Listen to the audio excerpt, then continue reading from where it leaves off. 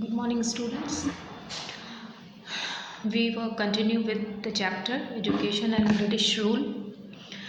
यहाँ पे हम लोगों ने देखा कि in the beginning of 19th century means half of the 18th centuries में ब्रिटिशर्स ने इंडिया को एनेक्स्ट कर लिया था, मतलब इंडिया पे उनका कब्ज़ा हो गया था और धीरे धीरे वो जो है Indian industries, Indian people, Indian government, Indian press सभी चीज़ों को अपने अंडर में ले लिया था।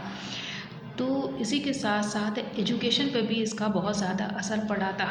पहले जो है 19th सेंचुरी के बिगिनिंग में एलिमेंट्री एजुकेशन का सोर्स जो बताया गया था वो या तो पाठशाला या मकतब हुआ करते थे। Elementary education means the basic education, जिसको जो शुरुआत की शिक्षा होती है। बच्चे जो हैं वो या तो पाठशाला में या मकतब में, हिंदूज़ के बच्चे जो हैं मतलब हिंदी सीखने के लिए वो पाठशाला जाते थे और उर्दू की तालीम लेने के लिए वो लोग मकतब जाते थे। ये स्कूल किसी बड़े प्रीमिसेस में, चाहे वो किसी प्राइवेट प्रीमिसेस हो, यानी कोई भी बिल्डिंग ऐसी किसी भी महंत की या फिर मौलवी की का घर कोई या मस्जिद का कंपाउंड जो होता है वो उसके अंदर जो है इस तरह की शिक्षा दी जाती थी ही। There were no printed books. Teaching was done orally in the vernacular language by gurus in पाठशालास and by मौलवीज। कोई बुक्स वगैरह ऐसी होती नहीं थी, जैसे पहले ओरल शिक्षा दिया जाता था, स्टोरीज़ वगैरह सुनाई जाती थी ही, कुछ मंत्र याद करवा दिए जाते थे। उसी तरह से इन जगह पे पाठशाला में और मकतब में पढ़ाई होती थी, यानी किताब कॉपी ऐसा कुछ इंफ्रास्ट्रक्चर वगैरह स्कूल कॉलेजेस का नहीं होता था। और जहाँ पर हायर एजुकेशन की बात आए तो हायर एजुकेशन के सेंटर्स जो थे वो काफ़ी लिमिटेड थे। कुछ ही जगह पे कुछ कॉलेजेस बनाए गए थे, जैसे सेंटर ऑफ हायर एजुकेशन सब वो few in number. They were mostly patronized by the ruler or the nobles and their students were mostly upper classes, Hindus and Muslims। अच्छा, अब ब्रिटिशर्स जो यहाँ पे रह रहे थे तो उनके अगर बच्चे वगैरह हों या फिर हिंदूज़ या मुस्लिम्स के जो इंडियन थे उन लोगों के को भी जो हायर क्लास के थे जो फ़ी दे सकते थे, उन्हीं के बच्चे जो है इन स्कूलों में या हायर एजुकेशन लेते थे इन कॉलेजेस में। तो Hindus received a higher education in Tolls, where the mediums of the instruction was Sanskrit, and Muslim receives a higher education in madrasas. There were mediums of instructions was Farsi. So Hindus के लिए Sanskrit medium of education रहता था और मुसलमानों के लिए Persians है। शायद ये उनकी चॉइस भी रही होगी। But among the subject taught were law, logic, mathematics, science, religious, literatures and philosophies. However, the spirit of inquiry was not promoted. अब ये इतना सारा चीज़ पढ़ा दिया जाता था, इन सभी लॉज की जानकारी, लॉजिक, मैथमेटिक्स ये सब देने के बाद भी उनको इन अपनी नॉलेज को यूज़ करने की परमिशन नहीं थी। Hence, the students were not aware of the latter development around the world। और उनको दुनिया के बारे में भी नहीं बताया जाता था कि दुनिया में क्या हो रहा है, दूसरे देशों में क्या किया जा रहा है, specially in the scientific studies. यानी हायर एजुकेशन के लिए, डेवलपमेंट के लिए जिन चीज़ों की ज़रूरत थी, साइंटिफिक स्टडीज़ की ज़रूरत थी, वो उन्हें नहीं दिया जाता था। Education in India under the British rule है। As we know that when the Britishers started governing over India, they did whatever for the benefit of themselves, not for the Indian people। तो उसी तरह से शुरू में जब उन लोग रूल करने लगे तो Britishers were unfamiliar with the Hindus and Muslim law and the customs that were in the use in India. As we know that we Indians respect our religious law. So इस religious law के लिए की जानकारी उन अंग्रेज़ों को नहीं थी, तो इसीलिए उन लोग जो है इंडियन से बहुत फैमिलियर नहीं हो पा रहे थे। Some of the British administrator in India studies these laws and customs under learned scholars। फिर बाद में उन लोगों ने यहाँ के कस्टम्स को रिलीजियस लॉस को पढ़ा, फिलोसफी को पढ़ा and improve their understanding for this subject so that they could became better administrator, क्यों ताकि वो अपने आप को एक अच्छा एडमिनिस्ट्रेटर बना सके। European school who studied the knowledge and cultures of the Orient or the East came to be reference to the Orientalizations and Nathalis।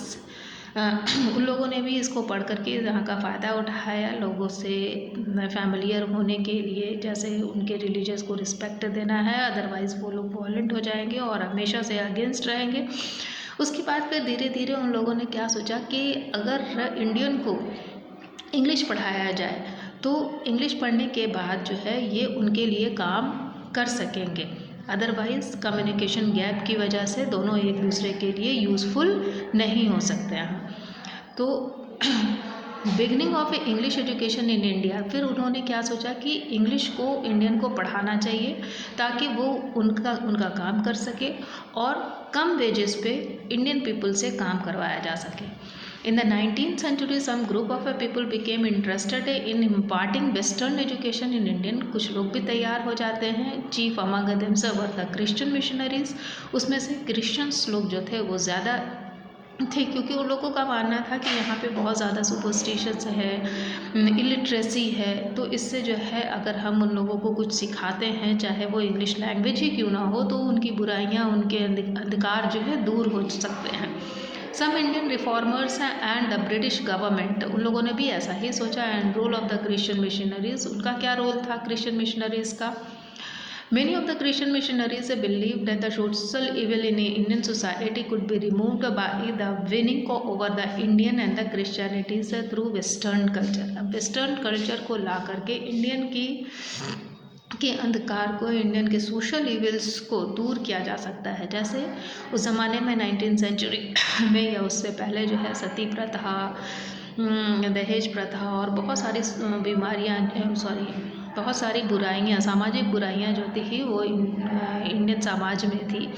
तो मिशनरीज़ जो थे, क्रिश्चियन मिशनरीज़ ने ये सोचा कि अगर उनको कुछ सिखाया जाए इंग्लिश लैंग्वेज में या फिर दूसरी मतलब किसी भी तरह से उनको एजुकेट अगर किया जाए तो वो अपनी बुराइयों से बाहर आ सकते हैं।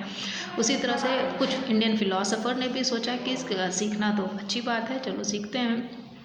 And the companies, however, banned missionaries' activities in its Indian territories, fearing a hostile Indian reactions against the British।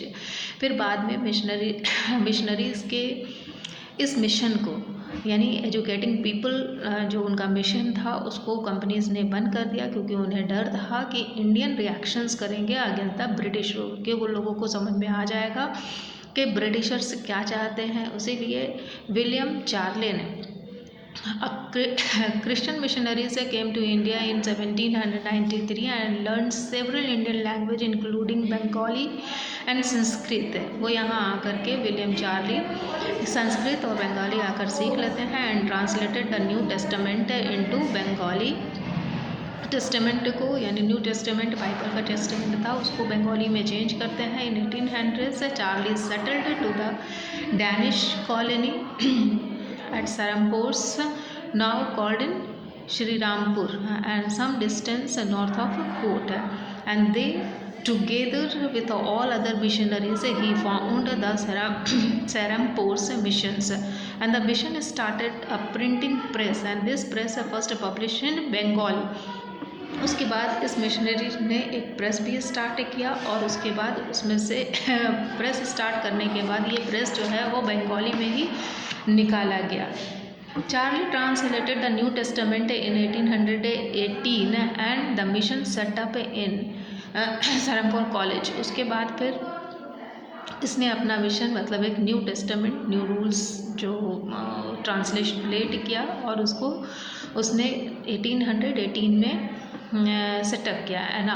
1818 में सरमपुर में एक कॉलेज भी सेटअप किया गया। After the charter act 1813 the transcriptions of Christian missionaries were removed. उसके बाद एक कानून बनाया गया कि इस मिशनरीज़ के मिशन को ख़त्म करना है। यानी मिशनरीज़ का क्या मिशन था कि लोगों को एजुकेट करना था, उनके इविल्स को, उनकी बुराइयों को निकालना था। तो उन पे भी अंकुश लगाया गया और बोला गया कि आप ऐसे नहीं कर सकते हैं। Missionaries were allowed to settled in British territories in India. सिर्फ वो ब्रिटिश टेरिटरीज में ही आ रह सकते हैं। And they establish education institute attached to their churches mainly in Madras, Mumbai and Calcutta. यानी इन 3 जगहों पर जहाँ जहाँ ब्रिटिश कॉलोनीज़ है वहाँ के चर्चों में ये अपना एजुकेशन इम्पार्ट कर सकते हैं। इसी तरह से हम लोग आगे बढ़ेंगे। आज के लिए इतना ही, and I hope you can understand this chapter और you can do the assignment which is given through this website. That's all for today. Thank you.